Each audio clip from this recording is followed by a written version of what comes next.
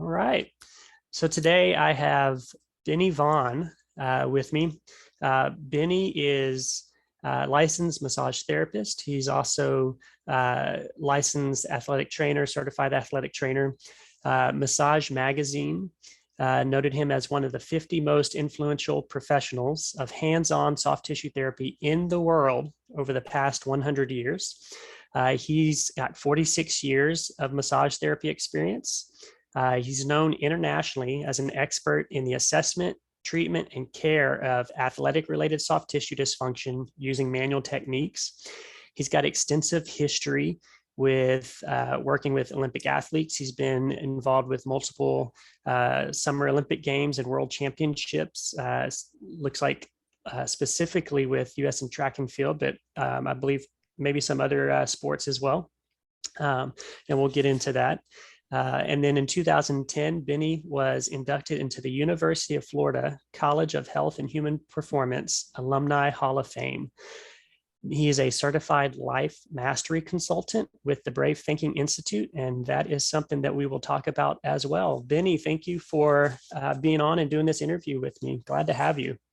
Great. Thank you, Jason. And I'm thrilled to be here to have a conversation and to share with you and your audience what my life experiences have been like in the world that I operate in, Absolutely. which is a world of touch. Yes, no, I appreciate that. And, one of the goals for this podcast has been to get other types of practitioners and clinicians on that in a lot of ways complement what I do and what we do. And but also really there's a lot of people out there that just don't know that there are alternative treatment approaches other than what's conventional and what they're being told. And so I like to put that before people and let them know, hey, you have options. If one thing didn't work, or if you feel like you're at the end of your rope, look, there's more out there. And so I know in general, massage is a big part of that, but you've really taken massage to a whole nother level with your career and with your accolades. So I'd love for you to get into a little bit more just about, how did you get to where you are today? Where did you start? And when you started your career, did you see yourself where you are today, or did you see yourself going a totally different direction? Yeah, thanks, Jason. And I'm happy to share my story. Let me begin first by telling you and your audience my philosophy of care. And then I will back that up to how I got here. Perfect. So my philosophy of care falls under this umbrella.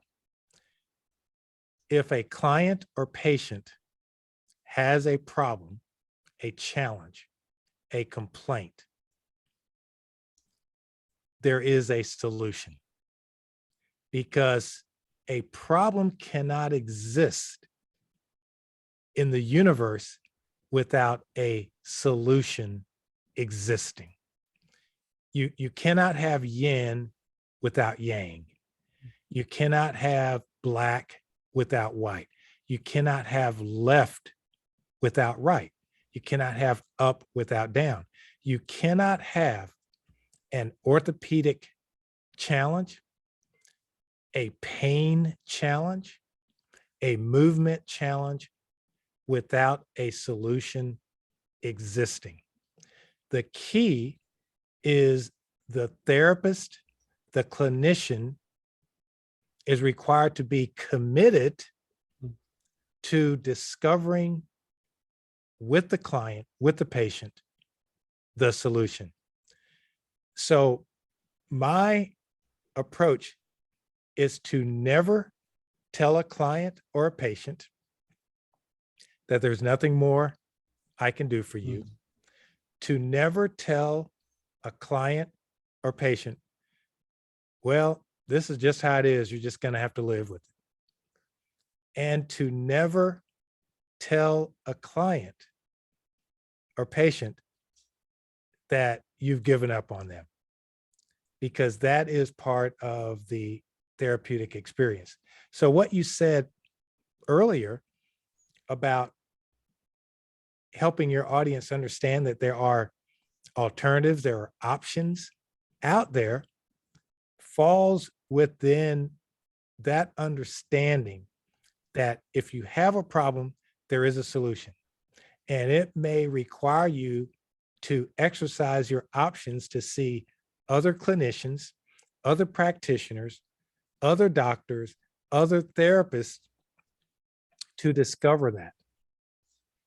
So just know that those options do exist with a solution attached to them. It's discovering which option has the solution for whatever matters to the patient, to the client. So, so you're absolutely right. Letting people know that there are options is perfect, because the universe is set up that way. It's set up that way. So there you go. So I think what you're doing is like super fantastic. Well, I appreciate that. And I mean, the first 2 minutes of this podcast, I think, say it all. I mean, if we stopped it right there, that to me right now tells me that this is exactly why Emily, told me you need to get connected with Benny Vaughn, because that is very similar to the approach that I take. And I've had mentors that are similar to you, where they've been doing this for 40, 50 years. And one of the things that overlies my treatment philosophy is that every person has untapped potential. And so everybody that comes in through the door has the potential to be better than what they are. And the hope is that you're going to help them with what they came to you for, but you know that you can help them to be better than where you are. So I love that you said that. I love that that's your treatment philosophy. And we still got the whole interview to do. So this will be fantastic. Yeah, So, that is like yeah, that's like super fantastic for me to hear that, because so often the so-called traditional model of medicine and healthcare often gets a bad rap. mm, And here's where the bad rap comes from, in my view. This is what I hear from people who exercise what I do as an option. And it goes usually like this. Person comes in, they often have an MRI report, they'll bring x-rays, they'll bring many reports and assessments that have been done. And the conversation goes like this. Well, I've been to see 2 of these, 1 of those. I've been doing this therapy for 15 weeks. I've had this surgery or that medication, so forth and so on. So they have utilized the wonderful system that we have in place. But the results that they desire, that they would love, have not happened. mm-hmm. And so they come to me and they bring all of this, and they just say, well, no one's helped me. No one's done anything. They never complain about the science. They never say, well, I went to that doctor didn't know anything about the skeletal system or muscles or tendons, or I went to that therapist and they didn't know anything about rehab. Or they never say that. They never say that. What they say is that the person's attitude didn't support what matters to me. And what matters to me is I would love to not have pain. I would love to be able to lift my arm. I would love to be able to walk without my feet hurting. They never say, well, they didn't know the science. What they say is the attitude of that clinician did not resonate on an expansive, helpful vibrational frequency. Mm. You've often heard the saying that I have an incredible team of massage therapists here, Mm. as well as other practitioners, registered dietitians, sports nutritionists, of course, Emily, licensed acupuncturist, all those people that are here on this team, I handpicked, I selected. Mm. And the primary criteria was not the licenses or the credentials or the many college degrees they had, but it was on their energetic attitude, because everything else you can teach. Mhm. And so the energetic attitude that we have at the facility here supports every client, every patient that comes here with the energy that we are committed to helping you. And I suspend the need to know how I can help that patient, how I can help that client. I suspend my need to know how I can help them by just believing that I will help them, I can help them. Because many times I don't know on the first visit what my skill set, which skill set will benefit them the most. Mhm. But throughout the process, I believe that I will help them. And so consequently, at the end of every conversation that I have with every person that I provide care for, I end the conversation with, I can help you, whether Mhm. it's a text message, an email, on the phone. And then when they come in and I do my initial assessment and history taking, at the end of that, I give them my assessment of what I believe matters to them. And then I always say, I can help you. Let's go to the VIP therapy suite. Yeah. Okay. Yeah. I don't say, let's go to the massage room. I don't say, let's go back here. I don't say, let's go around the corner. I say, I can help you. Let's go to the VIP therapy suite. So the therapy's already begun. The Mhm. therapeutic experience has already begun supporting what matters to them. And that's to be out of pain, that's to be able to move, so forth and so on. And I suspend my need to know how I'm going to help them. I just believe I can help you. Mhm. And then I go from there. I mean, why not go into it that way? I mean, Yeah. who wants a surgeon, for example, to go into a surgery not believing that they can help that patient? Think about that for a That's a minute. good point. Good point. And I'm going to go into surgery. I don't really know if I can. No, you want a surgeon that's going into surgery with the attitude, I can help this patient. Well, it's the same for us therapists. Mhm. It's the same for us. We have to go into that treatment area with the attitude, I can help this patient. No matter how long they have had pain, no matter at what level of fact, conditions, and circumstances exist, at my level of awareness is my belief that I can help that client, I can help that patient.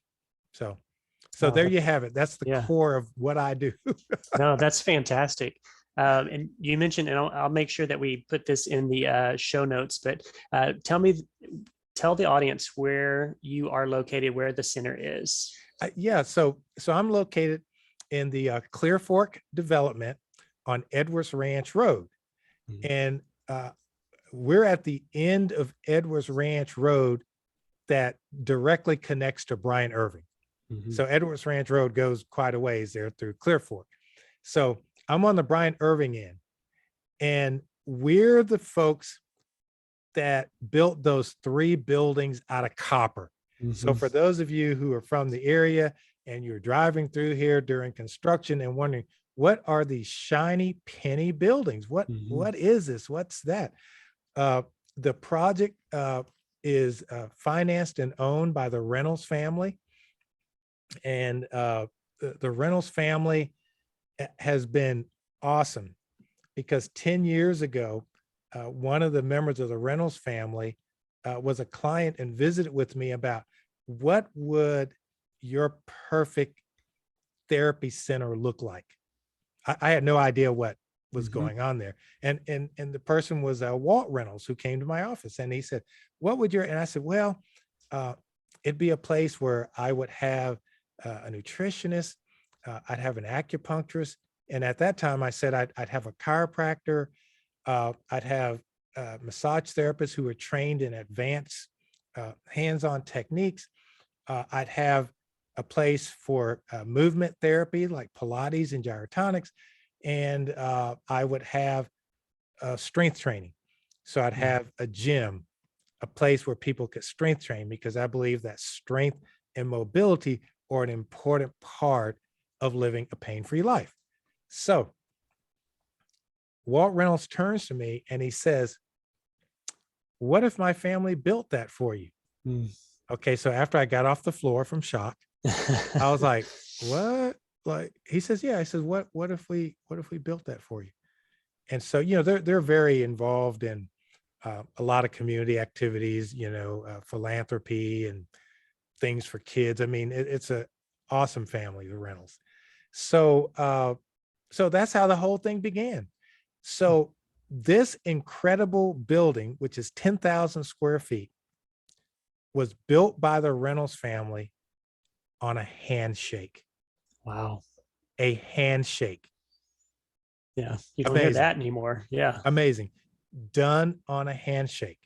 And so let me back up and just say this. So Don Miguel Ruiz's book, The Four Agreements, which some of your listeners Mm-hmm. and viewers may be familiar with, there are four agreements that you make with yourself. And this is how I live my life, and it's how I do my therapy. And one of the four agreements is be impeccable with your word. Mm-hmm. Okay. Don't take things personally. Do your very best and don't make assumptions. So we did a handshake and we were both impeccable with our word. And that's how this building that I'm in was built. Amazing. Isn't that amazing? That is absolutely amazing. It's amazing. You would be the perfect person to ask because I remember when those buildings were going up and I watched the copper being rolled down over the building and I thought that is the craziest idea. Who would want a building of copper? And now they've patinaed and they look great. Was there any significance to why copper? Yes. So we'll start with the cosmetic look. So the Reynolds thought we'd like this to, they're Texas people. Hmm. They said, we want this to look like Texas barns. Okay. And so our first landscaping actually was Southwestern landscaping. And then, we had cacti and all this other, and then we had to make a shift because that didn't work as well as we had all these plains grasses and it didn't work as well as we like. So we shifted. Still beautiful landscaping. So the first thing is the Reynolds said, hey, we want this to look like Texas barns with the patina. And then two, we want the structure. So Cunningham Architects in Dallas did the setup. Mm-hmm. And so we also talked about what is a therapeutic metal. Well, Mm-hmm. copper throughout history from Roman days, I mean, copper has all types of natural antimicrobial properties. I mean, it's been used in so many ways, copper bracelets and copper was used to build implements and tools and so forth. So there was a therapeutic value of being around this earthly element, Mm-hmm. copper. And then the third thing is that I can look out my window and I see 3 microwave towers, which drives our iPhones and Androids and everything else. And they also pump out a high level of electromagnetic frequencies because that's what they have to do. Mhm. Well, copper blocks and reduces that. So there are 3 microwave towers that I can take a rock, and if I'm really throwing good, I can Mhm. hit them from our office. The copper shields us, reduces that Mhm. significantly, and we measured it, Mhm. where when people come into our building, the therapeutic experience has already begun, Mhm. because for that period of time, they're not as exposed. And it's not like, we're at Chernobyl or something, Right. but it was just a small twist to making the therapeutic environment inside the building just another little thing that we could do. Yeah. So, so that's Oh. how the uh, copper cladding came about, and the rentals were totally on board. And the other thing we did with the building is we put natural lighting everywhere. Mhm. Every therapy suite has windows. Every single one of them has windows. We have 10 skylights that run the length of the 2 hallways that run the length of the building. Uh, I have a 12-foot transom that's put into the shared office space where all the therapists have their desk, so that they could get the light from the skylights out in the hallway, because it's Mhm. an interior office. And so that's very unusual. Like our strength training area, we may be the only strength training area of that size that has windows on the east and west side Mm. of the strength training floor. Mm. Yeah. Um, yeah, so we just think that natural lighting really makes a difference. So, but that's the copper story. Yeah. And again, this whole thing was done on a handshake. And I'll just let you in on, so about 45 days before the project was finished, uh, attorneys from the Reynolds Corporation, I guess, discovered that the Reynolds and I had made this deal and there was no paperwork. Mm. And they panicked a little bit. And I got a call from Walt Reynolds, like, hey, you got to come over to the construction site. Man, we got to like sign some papers or something, that you're going to like lease this building or rent it or buy it or do something. But I got to have something to show our legal team, because they're kind of like, you did what? You Yeah. shook a guy's hand and gave him your word, and what? Yeah. And so, so we set up a piece of plywood on some sawhorses while work crews were finished, and we did the paperwork and everybody was happy. But, you know, Oh, that's funny. the thing was done on, we were both impeccable with our words, Yeah. and we did our very best. Well, that's good. I feel like I just got a little bit of Fort Worth history there. So that's Yeah, you perfect. did. Yeah. I Yeah. mean, most people don't know how the magazine 360, they did a piece on this once it was done, and it was titled The Copper Compound, because, Oh, yeah. there's 3 buildings Right. Right. in this. And so the local magazine 360 did a piece on us called The Copper Compound, and they give a bit of history about, how the Reynolds family and all this came Mm. about, Yeah. blah blah Well, that's neat. That's yeah. I appreciate you sharing that. I've always wondered in the. I love hearing you talk about the EMF factor and how the copper is really minimizing that or decreasing that for your clients. And like you said, I mean, like that from the time that somebody walks into the building, and in reality, it's not just your building; it's all the other businesses in those other 2 buildings too. That at the time that was not a thought in their mind, but they're getting the benefit of that, whether they know it or not. So, Yeah, yeah, yeah, it's pretty cool. yeah, I love hearing that. Yeah. Um, well, so tell me, how did you get to the point that you are? What was the early days of your career? What did that look like? And then, how did you get the connection with the Olympic Games? Tell us a little bit about some of that. Yeah, so I began my career. I went to massage therapy school in Gainesville, Florida in 1974. I began working as a licensed massage therapist in 1975. And my first job was at a place called the Gainesville Executive Health Club. And then I later moved to the International Health Spa and Beauty Resort, which was previously known as the Steve Spurrier Health Club. And of course, Steve Spurrier was before he was the great ball coach, he was a quarterback at the University of Florida in 1967, won the Heisman Trophy. So I worked at the health club that he built early on in his football career. And I began working with active people, active adults.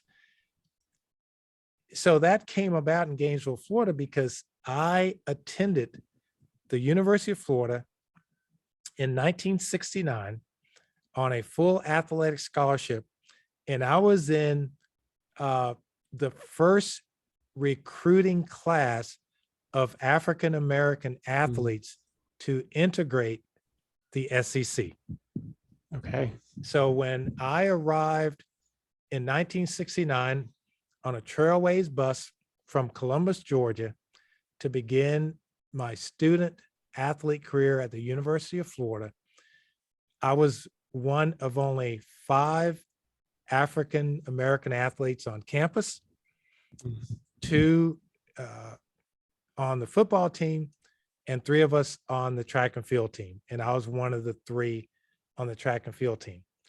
So to give you a perspective in the Southeastern Conference during this time of integration at previously all white universities by law, 1969, Paul Bear Bryant at the University of Alabama recruited 1 African-American athlete to play football at the University of Alabama, just to give you a perspective.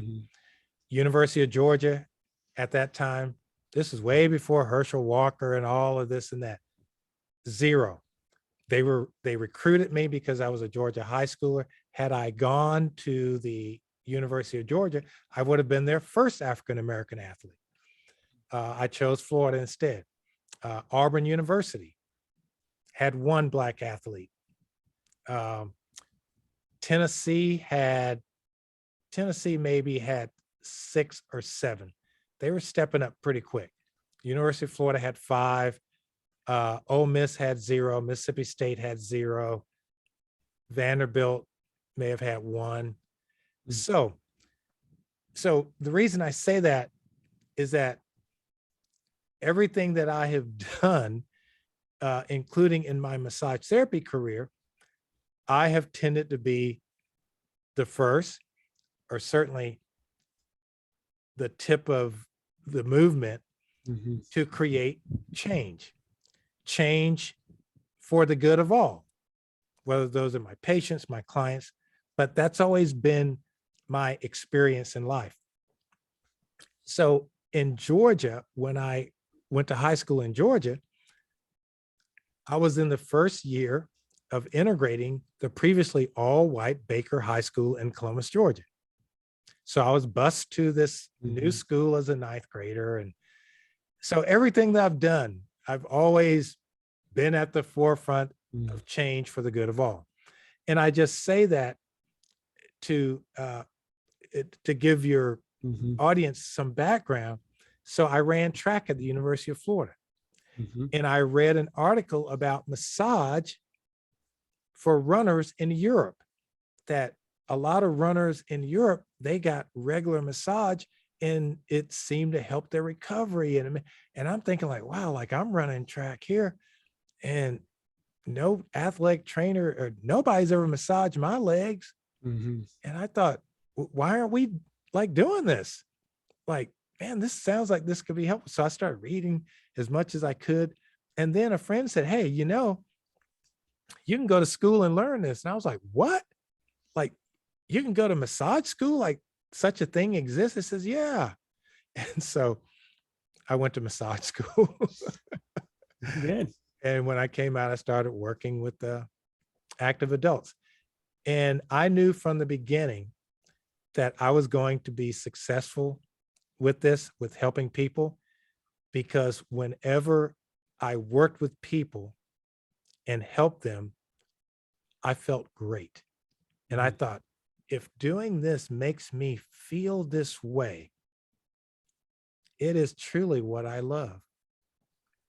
And I knew I was going to be successful professionally because my original uh, license in the state of Florida to practice massage therapy pursuant to Chapter 480 of the Florida statutes, you had to have a photo was placed on your original license. And then, of course, as you renew, you get like a little card that shows your current, but your original certificate of registration, your original certificate has a place for a photo, and it says, do not remove. When that photo, just like your passport, when that photo is put on there, do not remove. So this was, of course, before cell phones and cameras. So you had to like go somewhere to get a photo done. So that day I went to have my photo made for my original massage certificate of registration. Photo, do not ever remove by law. I wore a wool suit, coat and tie, walked 5 blocks in 92-degree weather in Gainesville, Florida, and had my photo taken with a coat and tie on so that I would express the high level of professionalism that I had as a licensed massage therapist. And I always point that out because a lot of my classmates, they wore tie-dye t-shirts and whatever. Remember, this is like the 70s, okay? So Right. bell Right. bottoms and I was the only one in my class that wore a suit, a coat and tie for my photo not to be removed by state law, because I said 20, 30, 40 years from now, that original certificate of registration is going to imply this is a professional, successful therapist. So that's my story on that. Yeah, no, that's great. And with your background, like one of the things I wanted to make sure that we got across and got into is that, because massage is very much more of a popular thing now, but there's a difference, right? There's a spa like massage, but then there's more therapeutic massage, and then and I've met many massage therapists over the years that they've taken their level of training and their careers to even a higher level, and that's what you've, like you said, you've led the way on that in many areas. And so I appreciate that. And I've mentioned to people before that a lot of times people get into either seeing the types of patients or clients that they see or the profession that they do because of their past experiences or their current experiences. And so that history and that background of where you came from, what was going on at the time, and how that's really shaped 46 years of you leading and being the first in many aspects. No, that's very insightful, and I appreciate that. Yeah. Thank you. The first American Massage Therapy Association convention I went to, I only saw 3 African-American people there. And one was from Canada, so I'm not even sure if I get to count him. But I thought, like, wow, man, there aren't very many people of color in this profession. Like, why is that? And Yeah. so I remember thinking to myself, like, man, I'm going to set a pace here that's going to expand this care to all people. That it's not just care that only affluent white Americans get, but this is something that all people benefit from. So let me back up here a bit on, I want to share with you my view of massage. Yeah, great. So my view of massage is that all massage is therapeutic. And the reason that all massage is therapeutic, no matter the venue, is because human touch is therapeutic. So for me, it doesn't matter whether you're doing massage in a spa, doing massage at a franchise, or doing massage at a sports therapy oriented clinic like I have. All touch is therapeutic. And so I don't make a distinction other than what credentials you have, which indicates your line of study. So if you took a medical massage certification program, what that tells me is that here's the level of study that you engaged in.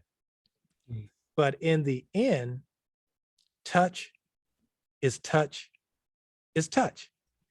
And I'm going to go to the great book written by professor, anthropologist, researcher, Ashley Montagu. Ashley Montagu wrote a fantastic book. He did all types of social anthropology studies and psychology on all types of things in our society. But one of the things that he studied prolifically was the significance of the human skin to touch. And it is a fantastic book. The title is Touching. Mm. And when you read the research that Dr. Montagu did about the relevance of touch in all mammals in terms of development, both brain function, neuromuscular. You look at the research that Tiffany Fields, PhD, University of Miami Medical School, at the Touch Research Institute. For over 2.5 decades now, they have been doing research that's being replicated at Duke University, Stanford, on the role of touch for facilitating a healing process by influencing the immune system. Mm-hmm. And so when we look at massage therapists, for me, all massage is therapeutic, all massage is good, all massage will make a difference because it involves touch. And many in our society are suffering right now from touch deprivation because of the pandemic, where we are told to socially distance, don't touch anybody. And if you do, make sure you wash your hands, and all incredibly great instruction. But we were encouraged by the authorities with the information they had: social distance, don't touch, don't interact. And in our clinic, we're seeing the end result of that with a high level of touch deprivation, Mm-hmm. especially with people who don't have like family members or people they're close to. And so they're kind of like out there. And so a great place for them to reconnect with their humanness is just getting a massage, Mm. whether it's at a spa or a franchise or wherever. And for me, that's powerfully therapeutic. So if you are looking for something specific, it is important to see what's the level of training that that massage therapist has engaged in, because that will reflect what they love doing. Mm. So if you love doing spa massage in a spa environment, you're not likely going to take, a myoskeletal course or take a fascial release course. I mean, you might, but chances are you're not. And so you focus on what you're good at, which is a incredibly therapeutically relaxing massage that boosts your immune system. So, but then if you're someone who's getting ready for a triathlon, or you're trying to make an Olympic team, or you're playing in the NBA or Major League Baseball, the NFL or WNBA, or Major League Lacrosse, and you have a nagging hamstring issue that the athletic trainer and the physical therapist are working with, who both believe, some good hands-on care would help, then you probably should go to a massage therapist like our group and others who have taken their training to other levels to reflect a different strategy for the same touch, the same power of the touch, but a different strategy. So what I find is when you look at massage therapists, look at their training, look at their credentialing, so that you get an idea of what level of strategies they have available to them to help you. If you just want to relax, go to a spa. It's cool. Yeah. It's going to be helpful. But if you got like a chronic hamstring issue, you want to see a massage therapist that has some, and I'll say higher level of training, has other levels of training that can accommodate what matters to that patient, what matters to that client. No, I, you just gave me a different perspective on that. And what I heard from you was that your profession is important to you, and you love the profession, because instead of saying, like you said, you would call it different, not higher level, but different level of training. And I had never thought about that looking at whether it's a massage therapist or any other practitioner, looking at the type of training shows what they're passionate about working with. I love that. So I appreciate that. That's a good perspective shift for me. Yeah. You mentioned a couple times about how touch is healing, and touch and the immune system. I'd love for you, to get into a little bit about, anything in particular about the world of fascia or connective tissue that just is very interesting to you, very passionate about you, something that's new that maybe is not out there yet. Yes. I love fascial anatomy. I love fascia. Early on in my career, I was sitting in a lecture by a well-known orthopedic surgeon who took care of many athletes at the University of Florida Athletic Association. And he was talking about during surgical procedures for the back. And this was an orthopedic surgeon. And he was saying, like, when we have to do things with the back, and I have a neuro on the team as well, a neurosurgeon, he was complaining about the lumbar dorsal fascia. He said, man, that stuff is so tough, and it just gets in the way. We have to put retractors in there and just get this stuff out of the way so we can get to what's really important, which are the vertebrae and the nerve roots and all this and that. And I remember this surgeon was complaining, this fascia just gets in the way, man. It's tough to cut. And at that point in time, I think the common thought was that this fascia, it really isn't that critical, and it kind of gets in our way when we're trying to do surgery. Well, of course, we know much better now, because that's the progression of science and understanding. So from a hands-on standpoint, the success that I enjoy with helping my clients comes from using fascial anatomy as my primary guide when I'm doing my physical assessment and doing my conversation with the client to discover what matters to them. And the textbook that I default to is Thomas Myers' book, Anatomy Trains. And I have lectured at conferences with Thomas Myers way back in the day when he was introducing this at the first Fascial Congress. He and I both gave presentations. Then we gave presentations in Ireland. And this was before he had written the book.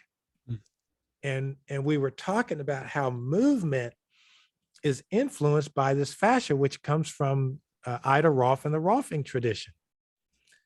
And so what I found is that I developed my massage therapy strategy to follow the 12 identified lines of fascia and how it puts stress on the body, including its contribution to chronic pain, including its contribution to movement. And so what I tell people is that movement and fascia is the language that our body uses to communicate with gravity. And so I tell people that, I will help your body speak the language to communicate with gravity. Because in the end, it's about that person's body's relationship with gravity, including factors that create pain. And that's not the only factor, but your relationship with gravity and how your body balances so that you're able to move in gravity in a way that doesn't create so much stress that you start having a pain response. Now, we know there's lots of other things that can create pain responses too. Environmental toxins, deficiencies, nutritional mineral deficiencies can create pain. And then you can have, pathogens, viral, bacterial, fungal, all those things contribute.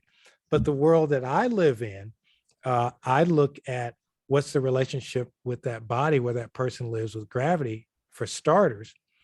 And then we can start looking at other, environmental toxins, what's going on with everything around us in this ethos that we live in. So, so fascia has been a way that I have found will typically respond to all those categories. So, for example, let's say you are you're working in an office building that doesn't have windows, and you're under fluorescent lights 8, 10, 12 hours a day, and you're not getting any fresh air.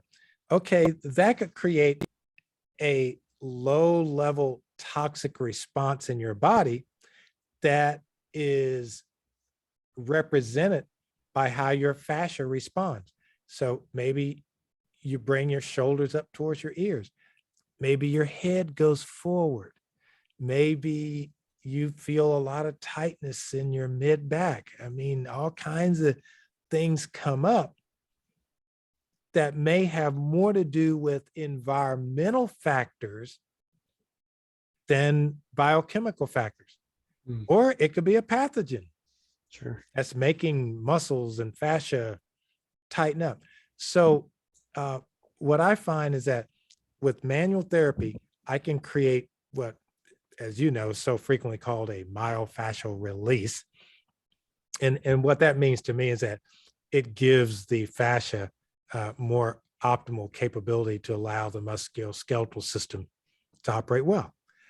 And what that does is then when that person's body is more balanced in gravity and more free, the other factors that may be contributing to their pain becomes more identifiable by other clinicians, other doctors, other therapists.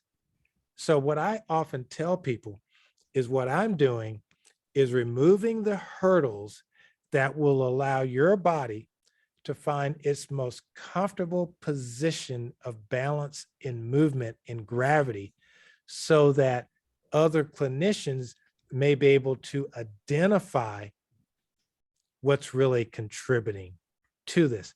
Because now what we've done is we have effectively eliminated the structural factors that could be involved, but may not be involved.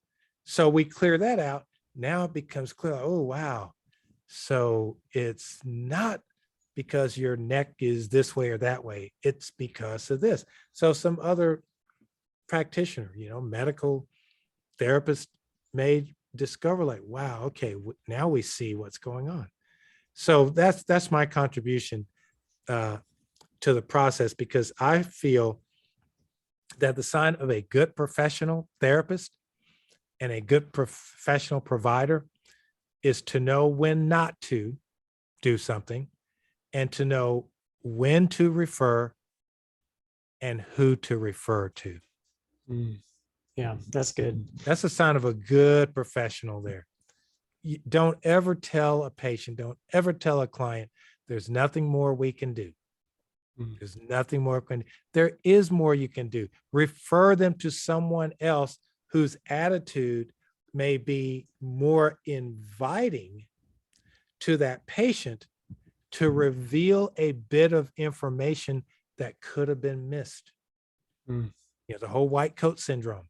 Yeah. Yeah. I forgot to tell you that I've been living in a house with black mold for 15 years. Yeah. Well, why didn't you tell us that? Well, I was afraid that the doctor would, I don't know, do something. But people, we talked earlier about this copper building. Mm-hmm. Everything in here. I mean, there's a lot of details that I asked Cunningham Architects to do, and the Reynolds family supported it by basically paying for it.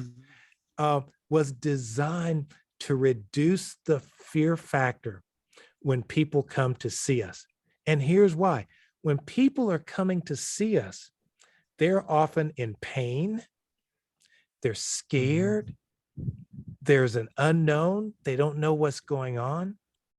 And so for us to do our best work, we want that client to feel welcomed and be welcomed and feel safe, secure, and no judgment is being made. Mm. No judgment is being made. And the way I do that is a very simple formula. I listen to them and I believe them. Mm. That's good. I listen to them and I believe them. And for many people who come to see me, that's the first time a clinician has done that with them. Oh, well, it's just all in your head. There's nothing on the MRI. There's nothing on the X-ray. I don't know why I'm using that voice. I guess, there's nothing on the X-ray, nothing on the da, da, da, da, da. This just must be in your head, as if somehow our head and our mind is not part of our humanness.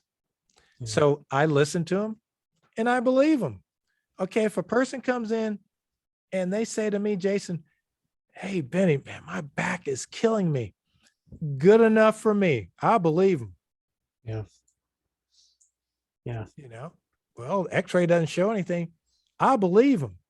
MRI is negative. I believe if that person who lives in that body tells me their back hurts, that is good enough for me. Yeah. That's good enough. Now, my, responsibility is like, I need to help them move out of that pain. Mm-hmm. What skills do I have that can do that, including who can I refer them to? Yeah.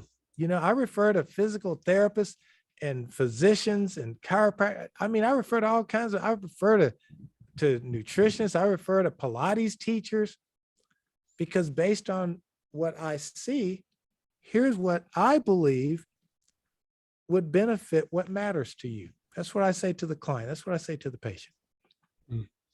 Oh, that's good. I love that. I mean, just the other day, a younger, brand new physical therapist and I were talking, and unfortunately we didn't get to finish this conversation, but I think that's where he was going. Was he was saying something along the lines of, Jason, like, how do you know what to believe when somebody's telling you something and what they're exaggerating? And we got interrupted and then he had to leave, and so we didn't even get to answer this. But what you just said, spot on. Like, you err on the side of believing the patient, because whether the X-ray is negative, the MRI is negative, pain is a complex experience and a complex response. And so so the X-ray and the MRI negative. Okay, great. We know the big stuff structurally is not there, but there's something. So I love hearing you say that. I'm curious with how long that you've been in the profession, with everything you've achieved. What are you most proud of? What I am most proud of are the hundreds of young massage therapists that I have influenced to do great things for the good of all, for their patients, for their clients. And many times I don't know uh, what impact I'm having by providing a moment of inspiration to them. And I only know it when I see them at a conference or Mm. somewhere, and they come up to me and they say, you know, you don't know me, but I saw you lecture at this and that. And I'll give you the most recent example. So last year I was in Tokyo with the US Olympic team. Mhm.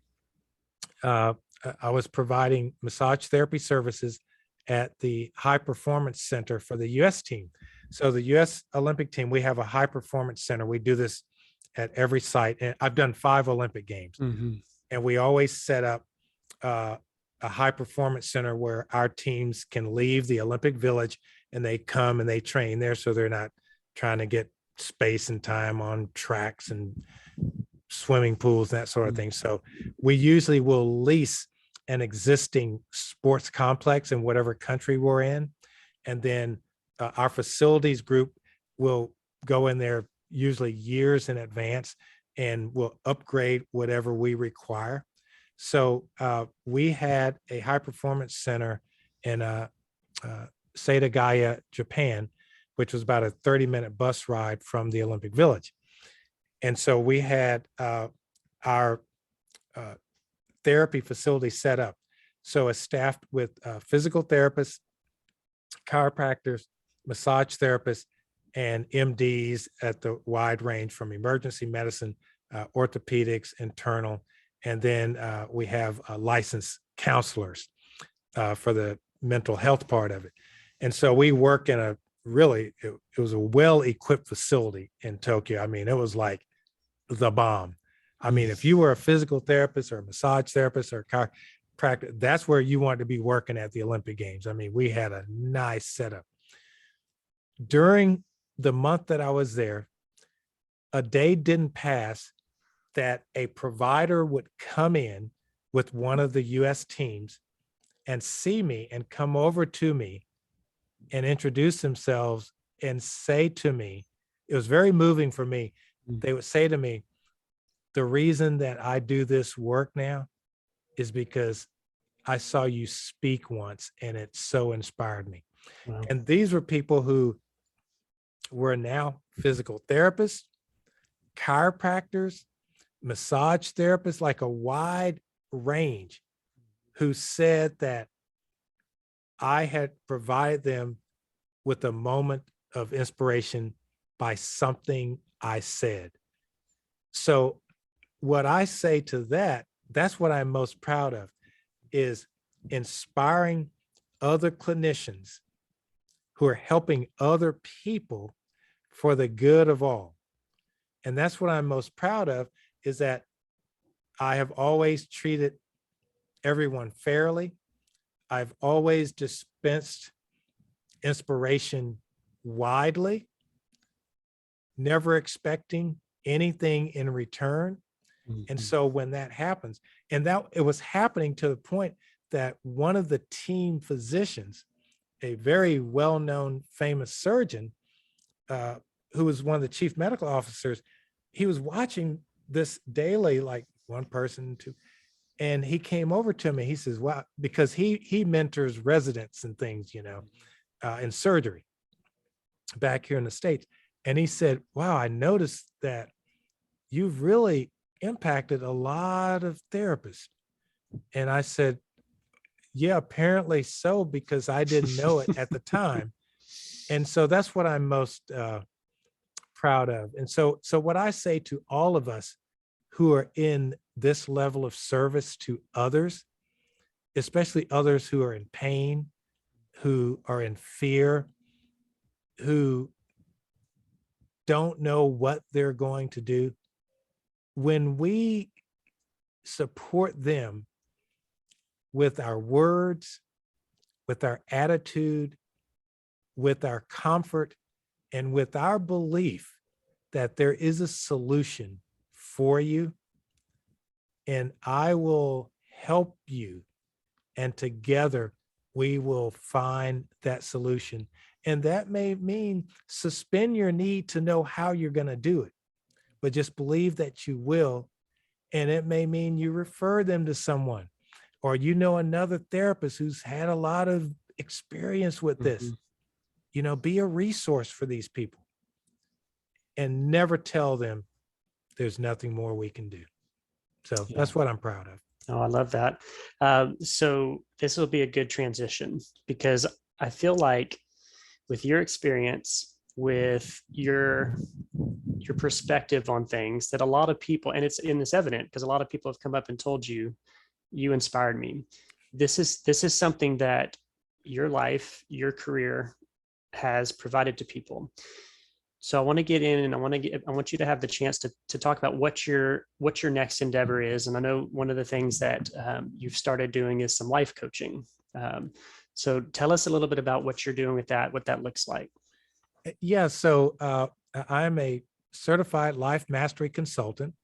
So I'm doing life coaching. I did my training with the Brave Thinking Institute, Mary Morrissey, out in California. And I continue to be in study with the Brave Thinking Institute. I'm in my 4th year of study with them.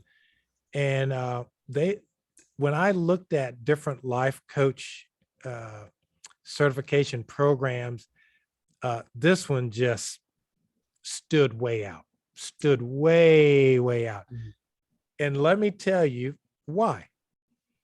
It's the only training and curriculum I have ever done, including college, where in order to move on to the next module of study, you are required to score 100% on the examinations.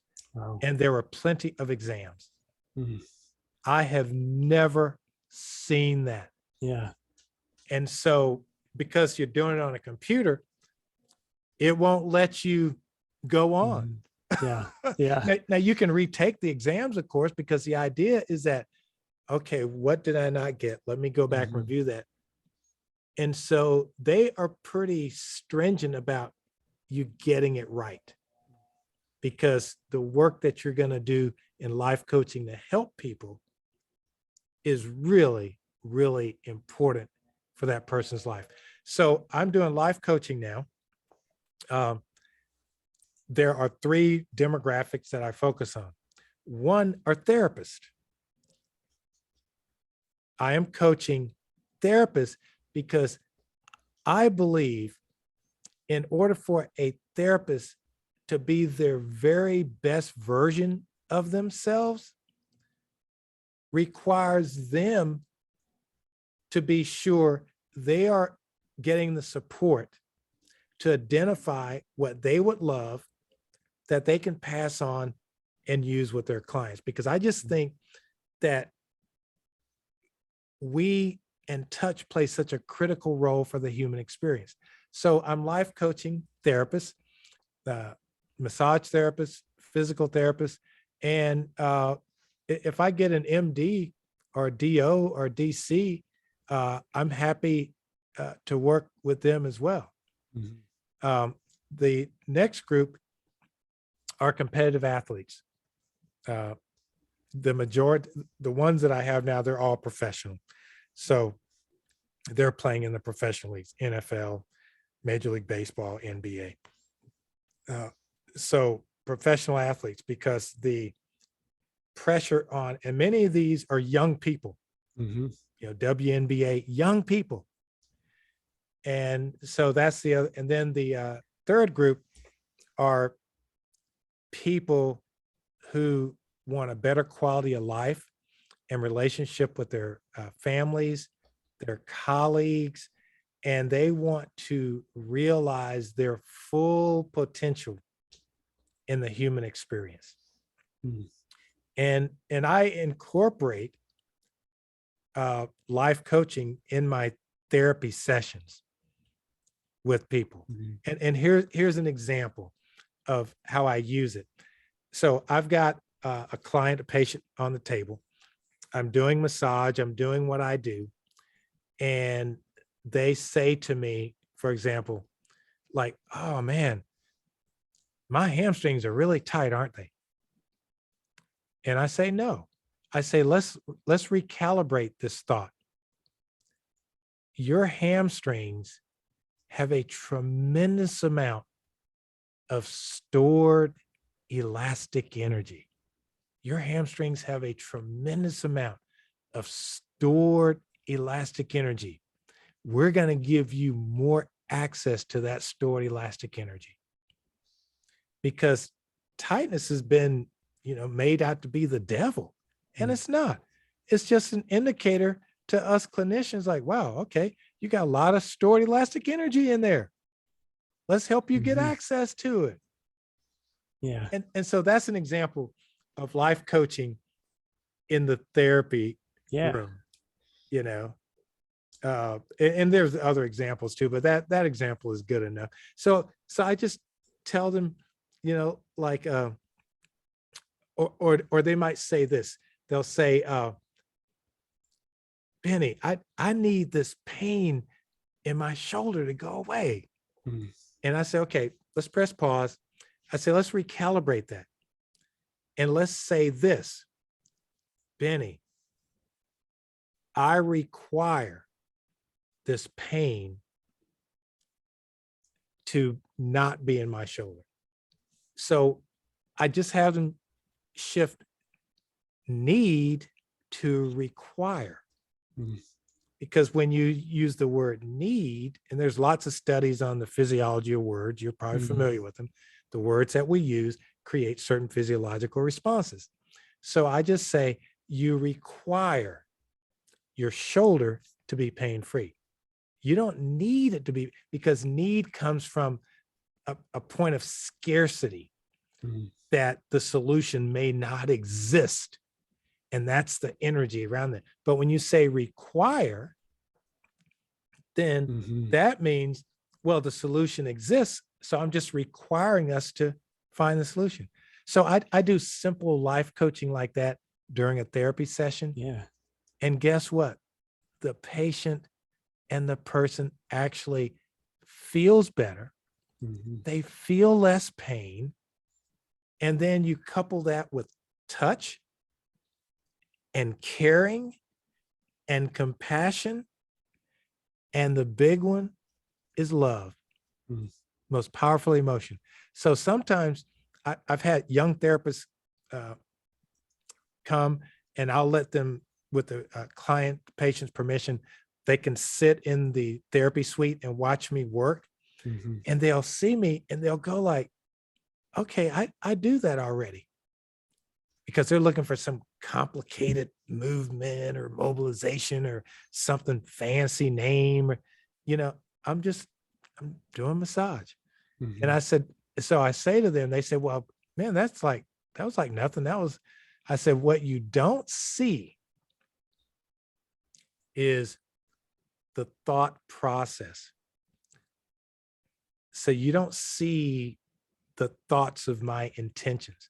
And I said, all I'm doing is that I'm just pushing out love, caring, compassion, support for another human being. And then you add touch to that, and people get better. So a lot of times people say, well, what did you do differently? I said, I just cared about them. I just showed them some love. I cared about them. I believed them. I didn't make any judgment. Yeah. Even if the MRI and the X-ray is negative. Okay. Yeah. No, that's great. And I want to be mindful of the time. I know you've got a client coming up. If somebody wants to find out more about what you're doing, where can they go? Is there a good website? Are you on social media? Yeah. So I'm on social media. And this is just a term I just learned. Now, remember, I'm 71 years old. And so I'm learning this. Okay. At the beginning of the pandemic, I had no idea what Zoom was. Didn't know it. didn't like what? Like you can like talk to somebody and see them on a computer. It's just the world I grew up in. Okay. So, and look at me now. Yeah, I'm look at like, you. I got like a This Zoom is camera. you're a Hey, natural. and I'm at my office. I built Hmm. myself a little Zoom studio. Yeah. I went to Bed Bath and Beyond and bought me some curtains and put them up in kind of like Dallas Cowboy silver and blue, just kind of like a, I don't know, Yeah. like a subtle hint that I'm in Texas somewhere. And got myself a broadcast microphone with a pop filter on it. And these are just words I learned. Okay. Hey, you're beyond my level at this point. And so here I am. So they can go to, so I have a new website, and it's BennyVaughnLifeCoach.com. BennyVaughnLifeCoach.com. Perfect. And they can go there. And then my Instagram handle, I learned that from a young person who's helped me. My IG handle is Benny Vaughn Official. So you can Perfect. follow me on Benny Vaughn Official, and it's linked to my Facebook. And I don't know what my Facebook handle is, but That's okay. I think most people use Instagram anyway, and okay, good. yeah, But that's what I good. know is that uh the uh the website technician connected my Instagram to automatically go to my Facebook Yes. Yeah. because he knew that no, I don't know. You got to make this simple for me. Yeah. So you can go to Benny Vaughn Official or BennyVaughnLifeCoach.com. So thank you. Perfect. Yes, and I'll make sure those are in the show notes. And no, that's great. Benny, it's been a pleasure. I've really enjoyed this interview, this conversation. Honestly, I thought it was going to go one direction, and I love the direction it went. I thought, we'll probably talk a lot about tissue and fascia, but I think some of the topics we got into are going to be far more beneficial, because Yeah. it's not what's being talked about as much. So Yeah. I think Yeah. that'll be good. Well, very good. Is there any parting words? Is there anything that you want to leave the listener with? Yeah. I would just say to the listener, I'll just repeat something that I said earlier. Uh, if a problem exists, so does a solution. Mm, It's the great. way of the universe. That's great.